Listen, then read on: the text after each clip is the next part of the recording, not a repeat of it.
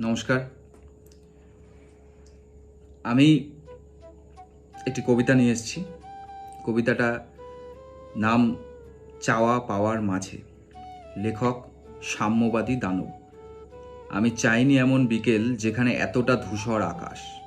আমি চাইনি এমন সকাল যেখানে এত বিষাক্ত বাতাস।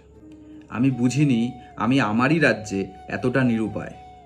আমি অনভ্যস্ত দেখতে এমন মুখগুলো অসহায়।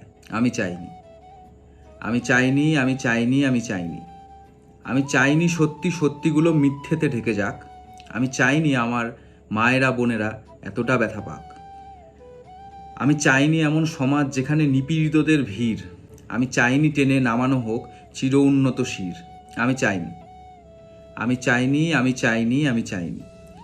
আমি চেয়েছি আমার সমাজের শিরদাঁড়াটা সোজা হোক। আমি চেয়েছি যত দুষ্কৃতীরা এখনই গিলুক ঢোক। আমি দেখেছি আমার সমাজ দরকারে ঘুরে দাঁড়াতে পারে।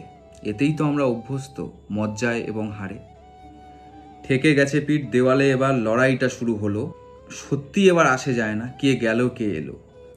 কোটি কোটি হাত নীল আকাশে রেখে যাচ্ছে সই। তুমিও ভাবো আমিও বা কেন পিছনে পড়ে রই। প্রতিজ্ঞা হোক হাতে হাত রেখে, চিৎকারে ওই আকাশটা ঢেকে। তিলোত্তমার জন্য লড়াই যায় না যেন থেমে।